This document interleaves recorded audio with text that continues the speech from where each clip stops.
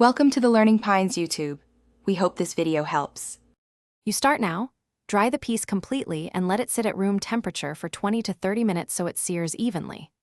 Once done, season only with salt and pepper.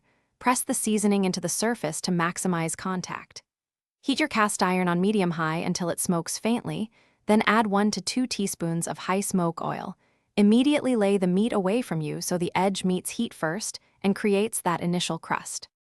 Once you have browned the main faces, continue by tilting the pan and using tongs to hold the piece on its edge so the fat and thin rim contact the hot surface directly.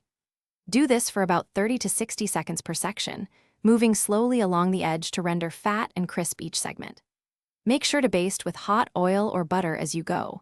That liquid heat transfers quickly and promotes a uniform, crispy edge rather than charring one small spot. You finish by transferring the skillet to a 350 degrees F oven only if the interior hasn't reached your target temperature.